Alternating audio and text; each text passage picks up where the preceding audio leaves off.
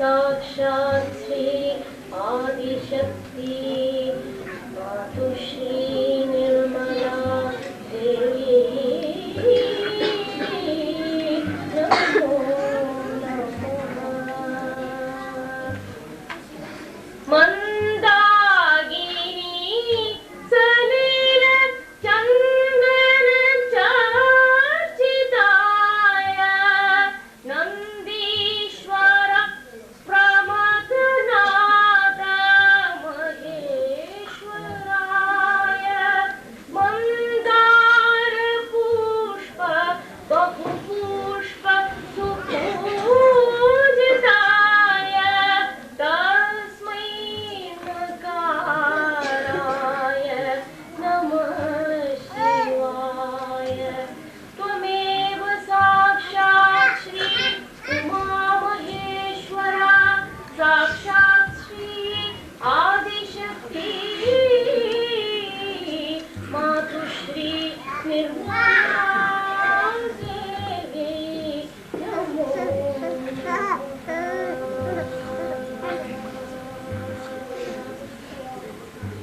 जय जय जगज्जननी देवी जय जय जगज्जननी देवी मातुश्री निर्मला। जय जगज्जननी मंगलदायिनी जय महालक्ष्मी तव चरणम्। जय जगज्जननी मंगलदायिनी जय महालक्ष्मी तव चरणम्। जय जगज्जननी मंगलदायिनी जय महालक्ष्मी तव चरणम्। जय जगज्जननी मंगलदायिनी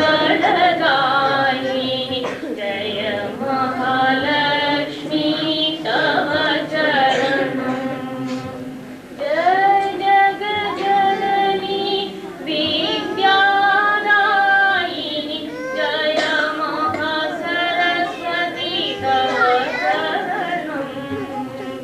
जय जगज्जननी विद्यादायिनी जय महासरस्वती तव चरणम्। जय जगज्जननी शक्तिदायिनी जय महाकाली तव चरणम्। जय जगज्जननी शक्तिदायिनी जय महाकाली तव चरणम्। जय जगज्जननी मंगलकारिणी जय महालक्ष्मी तव चरणम्। जय जगज्जननी मंगलदायिनी जय महालक्ष्मी तव चरणम्। जय जगज्जननी मंगलदायिनी जय महालक्ष्मी तव चरणम्। जय जगज्जननी विद्यादायिनी जय महासरस्वती तव चरणम्। जय जगज्जननी विद्यादायिनी जय महासरस्वती तव चरणम्। जय जगज्जननी शक्तिदायिनी जय महाकाली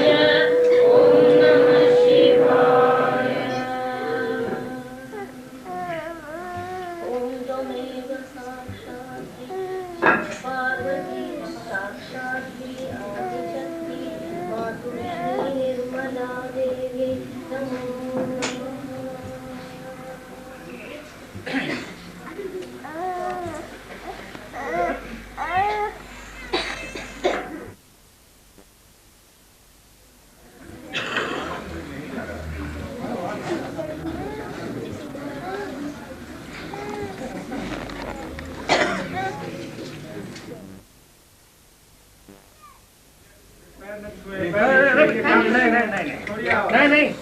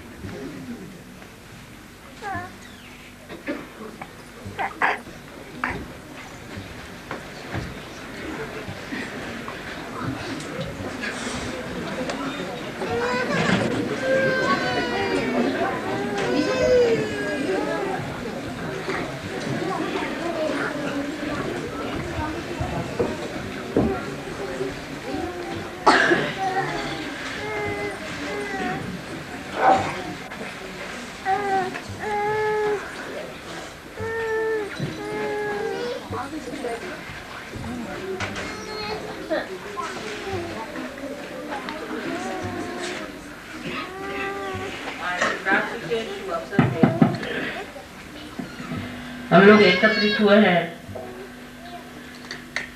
और ये बड़ी भारी बात है कि हर बार जब भी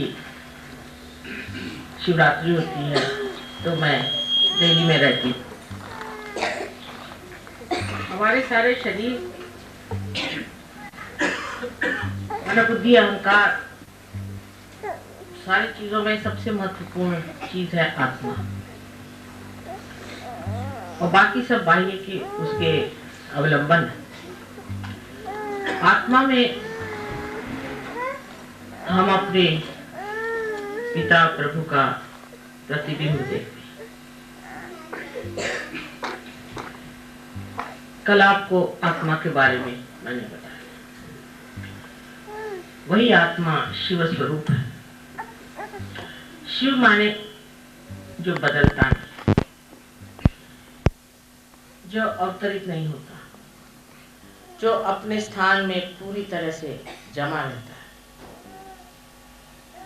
जो अचल, अटूट, अनंत,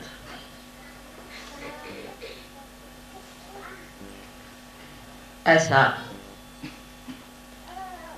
वर्णित है। उस शिव की आज हम अपने अंदर पूजा कर रहे हैं। वो हमारे अंदर प्रतिबिंबित है। कुंडलिनी के जागरण से हमने उसे जाना है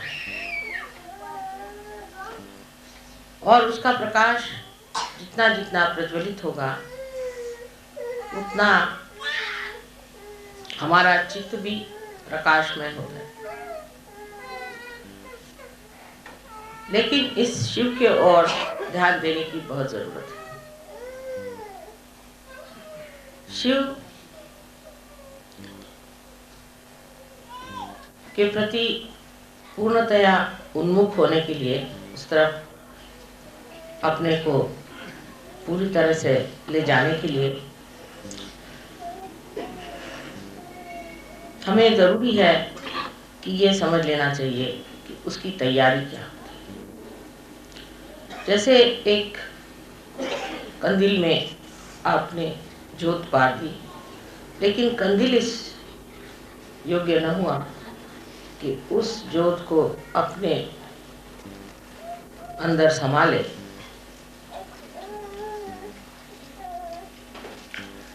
तो ये सब व्यर्थ है।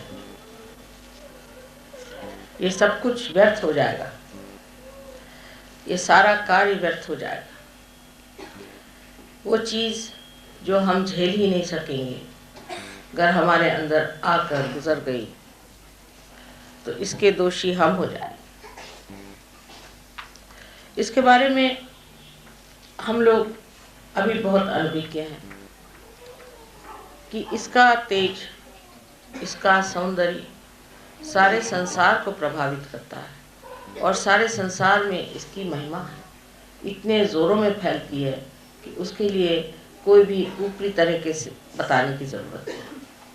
अंदर ही अंदर इसकी लौ बढ़ती रहती।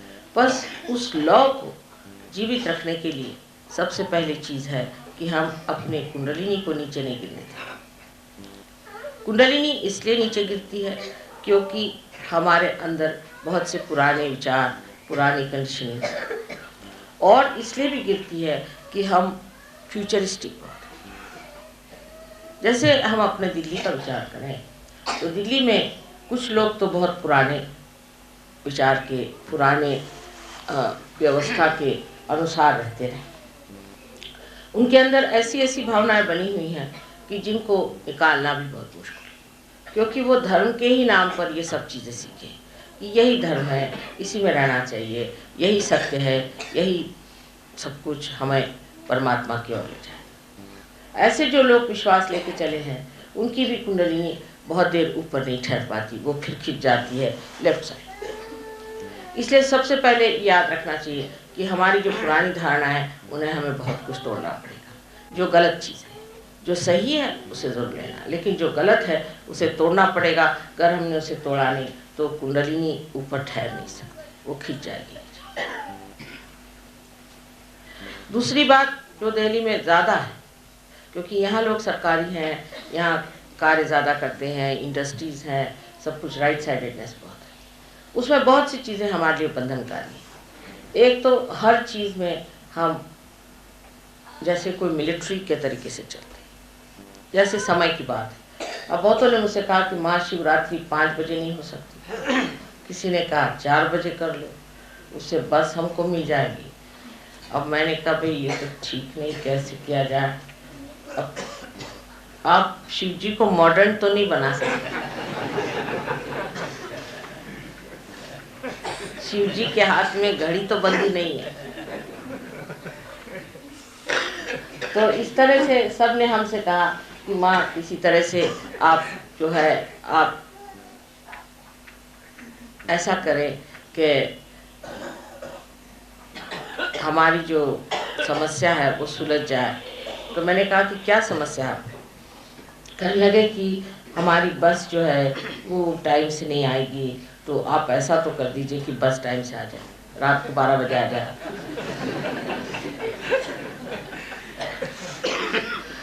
इस तरह के अनेक प्रश्न और इस तरह की बातें, ये बहुत उछली बात है, बहुत उछली। आपने अभी तक किया ही क्या है धर्म के लिए? शिव को प्राप्त करने के लिए पार्वती जी ने कितने वर्षों तक तप किया था। पार्वती जी ने, जो स्वयं साक्षात आदिशक्ति। आपने कौन सा तप किया, कौन सी मेहनत उठाई? एक रात्रि चलो सही जागरण ही हो जाए शिव जी के नाम पर। आपने ऐसा कौन सा त्याग किया है शिव जी के नाम पर, या कौन सी विशेष आपने कार्य प्रणाली ली है कि जिससे आप चाहते हैं कि शिवरात्रि भी बदल जाए? जो चीज अटूट है उसको दिन में कैसे माना जाएगा, ये मेरी समझ में नहीं आ रहा था। तो मैंने कहा कि किसी तरह से सो जाए, तब तो कोई जगाएगा नहीं शिव जी को। लेकिन समझने की बात है कि हम लोग इतने उछले ढंग से परमात्मा को जानने की कोशिश करते हैं। ये बड़ी गहन चीज है, आपको पार तो करा दी। जैसे बड़े बड़े कुछ पहुंचे हुए लोग हमसे मिले तो हमसे कहले माँ आपने इनको क्यों पार करा? हमको तो हजारों वर्ष लगे, मेहनत की, कितने जन्मों से हमने मेहनत की, तब के हमें वाइब्रेशन फूटे और आपने इनको ऐसे पार करा दिया। ऐसा क्यों किया? हमने कहा भाई समय आ गया है, ऐसा समय है इस वक्त बहुतों को पार करना। लेकिन इसका मतलब ये नहीं कि आप लोग उदासीन तरीके से इसकी ओर देखें और अपनी साधना ऐसी कर दें कि जो बिल्कुल ही निम्न स्तर की। और इसी पर मैं आज आपसे कहना चाहती हूँ, दिल्ली में खास कर मैं ये चीज़ देखती हूँ कि लोगों में साधना बहुत, ध्यान कैसे करना चाहिए, ध्यान में कैसे बैठना चाहिए, ध्यान का कार्य कैसा होना चाहिए, ये सब जानने के प्रति बहुत कम लोग रहते। ज़्यादातर मेरी बीवी ठीक हो जाए, मेरा लड़का ठीक हो जाए, मेरी लड़की की शादी हो जाए, लड़की की शादी हो जाए और मेरा घर बन जाए, और अगर ज़्यादा से ज़्यादा कि एक आश्रम बन जाए। हम अपने अंदर अगर शिव को जागरूक रखना चाहते हैं तो पहले हमें आश्रम बनना चाहिए।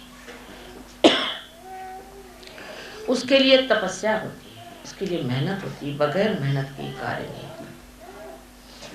बगैर मेहनत के मैंने आपकी कुंडलिनी नहीं जगाई, ये समझ लेना चाहिए। कहने को तो ठीक है कि स्वभाव है, स्वभाव तो हजारों वर्षों से रहा है, लेकिन कुंडलिनी जो जगाई है, बड़ी मेहनत की मैंने भी, बड़ी तपस्या की है। उस मेहनत की वजह से ही आज आप हजारों के तादाद में पार हो रहे हैं। और उतना ही नहीं, अब भी बहुत मेहनत करते हैं, बहुत मेहनत करती हूँ। इतनी मेहनत करती हूँ कि कभी कभी लोग घबरा जाते हैं। लेकिन आप लोगों के लिए मैं देखती हूँ कि मैं साल में 2-3 दिन के आती हूँ, उस दिन भी आप यही कहते हैं कि माँ 4 बजे आप शिवरात्रि करिए। कुछ भी अपने अंदर डिसिप्लिन नहीं होगी। हम अपने शरीर को जब तक इसमें जीतेंगे नहीं, तब तक इसमें मंदिर कैसे बनेगा।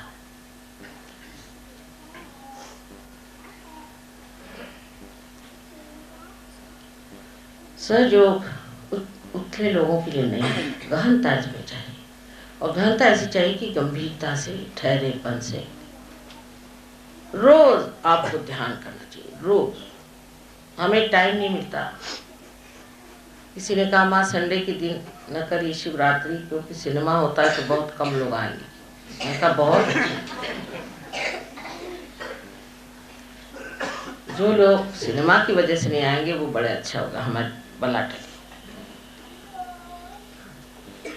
ये सब सुन सुन करके कभी कभी मुझे लगता है कि सहयोग जो आज सबके सम्मुख खड़ा हुआ है, उसकी कोई कीमत लोगों ने की है या नहीं। जब तक आप इसकी कीमत नहीं करेंगे,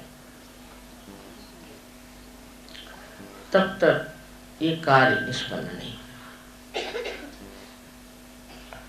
और ये बात बनने नहीं वाली। हम लोग बहुत बड़ी बड़ी बातें करते हैं कि हमने विश्वधर्म बना दिया और सारे विश्व का उत्थान होने वाला है। आप लोग अपनी आदतें कम से कम बदलें। आज 12 साल से मैं देख रही हूँ कि बहुत कम आदत हम लोग अपनी बदल पाए। हम याद गए थे, वहाँ किसी सज्जन के बारे में किसी ने कहा कि वो तो सहयोगी हैं और अपनी माँ को बहुत सताते, माँ का बिल्कुल ख्याल नहीं करते, उनकी कोई इज्जत नहीं करते, और माँ बेचारी बहुत सीधी सरल औरत है। सुन के मेरा एकदम जी बैठ गया, ये कैसे हो सकता है। ये कितनी बदनामी की बात है कि अगर माँ सहज सरल है और लड़की की माँ है तो लड़के के पे तो माँ का हक होता है। हाँ, लड़की की माँ तो दूसरी बात, पर लड़के की माँ है, उसको तो संभालना ही पड़ेगा, उसको कहाँ फेंक दीजिएगा। और जब वो सहज सरल है तब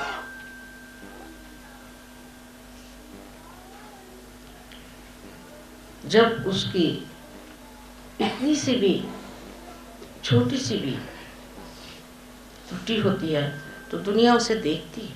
सहयोगी जरा सी भी गलती होती है उसे दुनिया देखती है। और बहुत बार मैंने ये देखा कि लोग ये कहते हैं कि आश्रम में जाओ तो ऐसा लगता है कि सहयोग नहीं करना चाहिए, क्योंकि यहाँ के लोग बड़े उद्दाम हैं, बहुत बदतमीजी से बात करते हैं, बहुत अहंकारी लोग हैं, बड़े अभिमानी हैं, और इस तरह से हमको ट्रीट करते हैं कि अच्छा नहीं लगता, उनमें कोई प्रेम ही नहीं।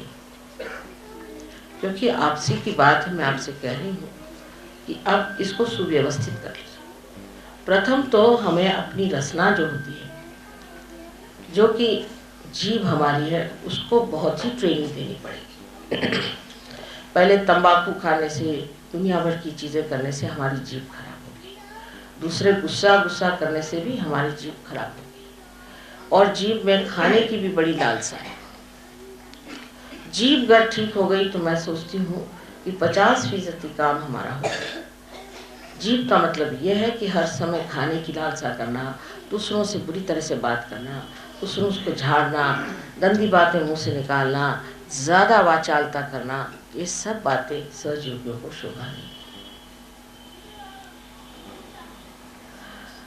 और खाने के मामले में भी लोगों में मैं देखती हूँ कि इतनी ज़्यादा रुचि है खाने में कि रात दिन विचार ये कि क्या खाना, यानी मुझे तक खिला खिला के आप लोग मार डालते। मुझे तो कोई रुचि नहीं खाने में, आप जानते हैं। मुझे तो कोई चीज़ का कोई शौक ही नहीं कि ये चीज़ बस चना मिल जाए काफ़ी है। आप तो जानते हैं मुझे खाने की कोई रुचि नहीं, मुझको समझ नहीं आता है कि इतनी क्या रुचि खाने की होती है। हाँ, मैं खाना बहुत अच्छा बनाती हूँ, लेकिन खाने की रुचि नहीं। तो आपके लिए मैं सामने बैठी हूँ, बोलते वक्त जो भी हो आप ऐसी बात करें जिससे दूसरों का हित हो। लेकिन नहीं है, ऐसा नहीं होता है।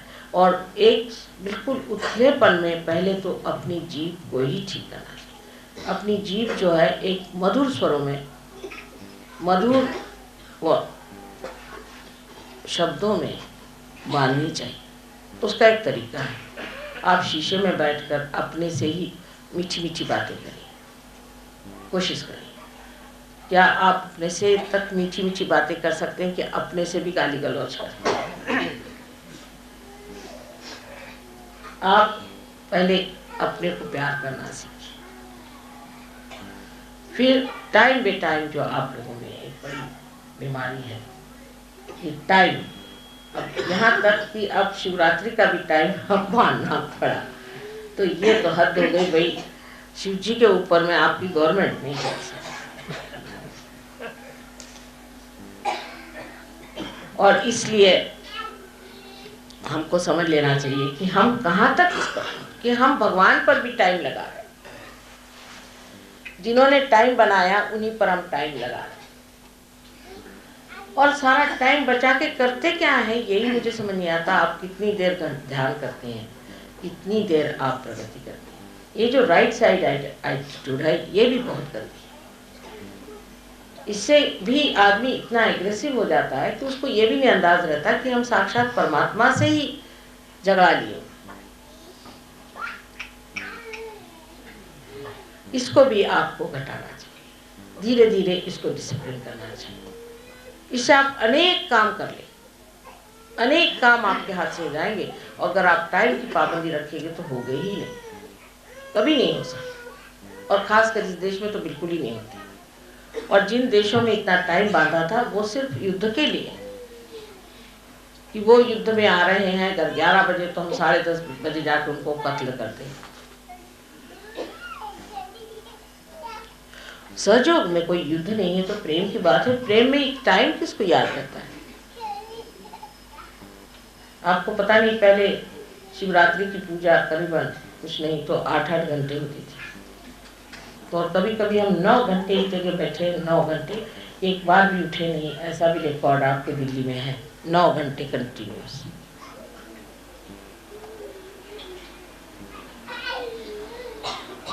इसलिए आपसे मुझे कहना है कि पहले आप समर्थ हो जाइए। जब तक आप समर्थ नहीं होते हैं तब तक मुझे डर ये लगता है कि कोई भी अगर बड़ा भूत यहाँ आ जाए और कोई भी तांत्रिक यहाँ आ जाए या कोई ऐसा आदमी आ जाए जो कि ज़रा सा भी आपसे जोरदार नेगेटिव हो तो आपको खा जाएगा सबको। मैं इसको आपको एक उदाहरण देती हूँ। ब्राइटन एक जगह है जहाँ पर कि समुद्र होते हुए भी लोग बहुत ट्रेंडी जिसे कहते हैं, उथले लोग होते हैं। और इसकी वजह से जब ब्राइटन में हमने सेंटर शुरू किया, काफ़ी लोग सहयोगियों को कोई नई चीज़ आती तो आ गए उसमें, लेकिन उथले लोग थे। वहाँ पर एक साहब हमारे प्रोग्राम में आए, उनका नाम था कुछ माइकल ऐसी बेकार आदमी थी। और आ करके वो बहुत ज़्यादा बोलने लगे कि माँ तुम ये हो और वो हो वो हो। तो हम समझ गए तो भूत आदमी है, बेकार में आए हुए। तो हमने कहा अच्छा आप आइए, हमारे घर पे आइए, हमें मिलिए, अब यहाँ नहीं, फिर आप शांत रहिए। उसके बाद में वो आए नहीं घर पर। उन्होंने सारे लोगों से जाकर बताया कि देखो माँ मुझे कितना मानती है, मैं कितना शक्तिशाली हूँ कि माँ ने मुझे अपने घर और विशेष रूप से मुझे घर पे बुलाया है। तो सब लोग उससे अभिभूत हो और इस कदर अभिभूत हो गए कि वो दूसरी कोई बात सुनने को ही तैयार। एक वहाँ पर साहब थे, उन्होंने कहा कि नहीं भाई ये तो कुछ अजीब ही आदमी लगता है, तुम माँ से तो जाके पूछ लो। तो कहले माँ तो अभी इंडिया में है, जब माँ आएगी तब पूछेंगे, वैसे यह है बहुत अच्छा। उसने कहा कि सबको आपस में प्यार करना चाहिए, दुलार करना चाहिए और खूब आपस में घंटों बातें करें और इधर उधर की औरतों से दोस्ती और सब शुरू हो गया और उसको लोग मोहब्बत कहने लगे। करते करते जब हम वापस लौटे तो एकदम से मुझे लगा कि ब्राइटन में हो क्या रहा है, पता करें। तो मैंने खबर करी, वहाँ पर एक थे, उनको तो वो आए, उनका माँ यहाँ क्या हो रहा है, एक आदमी आया हुआ है, उसके सब इसमें फंसे हुए। तो मैंने फौरन फ़ोन करके वहाँ से एक जो लेडी थी जो उनके संचालन करती थी उसको खबर करी कि तुम यहाँ आओ। उनसे मैंने बताया कि ये आदमी एकदम झूठा है, गलत है और इसके चक्कर में नहीं माँ वो तो प्यार है, वो तो फलाना है। उससे तो हमसे कहा कि माँ का जीवन अब कुछ रहा नहीं है, ज़्यादा दिन मैं ही उनकी जगह आया हूँ और सब बातों पे मैं विश्वास करती हूँ। मैं कहा अच्छा ऐसा कहता है, ठीक है। मैंने कहा बिल्कुल आप इसे छोड़ दीजिए, इसकी कोई ज़रूरत, अब तो मैं जीवित हूँ आपके सामने, आप मेहरबानी से इसे छोड़ दीजिए और इसको आप पूरी तरह से कह दीजिए कि आप चले जाए। लेकिन वो चक्कर ऐसा चल पड़ा कि उसको छोड़ ना पाए। वो वापस गई तो भी वही चक्कर चलता पड़ा। अंत में फिर तो जानती हो तुम्हारी माँ योग माया है, हमने अपना चक्कर चलाया तो वो एक रात एक औरत को लेकर उन लोगों का सबका सामान उठा करके भाग गया। तब इनकी खोपड़ी थी। पर अब भी वो जो औरत थी जो उसने सारा ऑर्गेनाइज किया था, इतना महत्व किया था, अब भी वो सहयोग में जम नहीं पाई। अब सहयोग से निकल ही गई। हमने कहा तुम आया ना। तो अगर आप कमज़ोर हो जाएंगे तो सारे के सारे दिन पकड़ में आ जाएंगे और आपकी जब तक संवेदना बढ़ेगी नहीं तब तक कैसे होगा। और दिल्ली वालों की संवेदना बड़ी कमज़ोर है, सबसे कमज़ोर, सारे सहयोगियों में सबसे कमज़ोर दिल्ली वालों की संवेदना। उनको कुछ महसूस ही नहीं होता, वो कुछ जान ही नहीं पाते कि कौन आदमी अच्छा है बुरा है, किसी के वाइब्रेशंस ही नहीं जानते। और कोई भी ऐसा आदमी आ जाए तो उसके चक्कर में आ जाते और गलत धारणा को ही मान करके उसके चक्कर में आकर के अगर कोई यहाँ पक्का तांत्रिक आ जाए तो आपको तो बेवकूफ़ बना लेगा। इसलिए अपनी जो है सत्ता बनानी पड़ेगी, अपनी संपदा बनानी पड़ेगी। इतना ही नहीं, अपनी अवस्था अपनी ही जमानी पड़ेगी, नहीं तो काम नहीं होगा। इस चीज़ पर मैं आपसे इतना ही कहूँगी कि हमसे जितनी मेहनत बनी हमने कर दी है और अब आपके लिए उचित है कि आप इससे आगे की जो मेहनत है वो करें। अगर आपने अपनी मेहनत नहीं की तो हम आपका सहारा कहाँ तक दे सकते। मुझे कभी कभी बड़ा डर लगता है कि एक साधारण सा मनुष्य जो कि शूद्र सा है, जो कि एकदम से आप समझ सकते हैं कि एकदम शूद्र है, उसी को खोपड़ी बिठा लेते हैं और फिर मुझसे आर्ग्यू भी करते हैं कि नहीं ये आदमी ठीक है। ये कितनी दुखदायी बात है। मुझे आश्चर्य भी होता है और दुख भी लगता है कि कब ये लोग अपनी संवेदना को बढ़ाएं। तो आज इस विशेष दिन पर हमें अपने शिव जी को साक्षी रख के कहना है कि हम अपने अंदर इस शक्ति को पूरी तरह से ऐसे संभालेंगे कि हम शक्तिशाली हो जाए। रोज ध्यान करेंगे, रोज मेहनत करेंगे।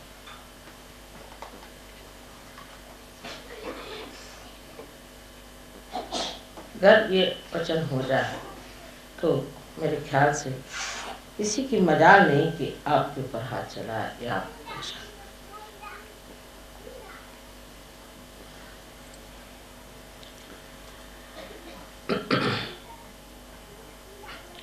हमारे अंदर जो दोष है वो कोई इतने बड़े नहीं, लेकिन सबसे बड़ा हमारे अंदर जो दोष है वो है इच्छा।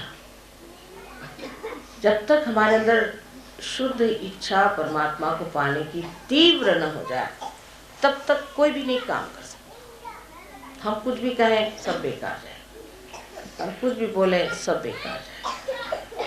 सिर्फ तीव्र इच्छा होनी चाहिए और आदमी को इस तरह से कहना चाहिए कि ये मेरा कर्म नहीं है, ये मेरा जीवन नहीं है, ये मेरा ब्रीद नहीं है, पर एकमेव लक्ष्य ही मेरा ये है और मेरे लिए कुछ नहीं, मैं एकमेव सिवाय आत्मा के सिवाय और मैं कुछ नहीं।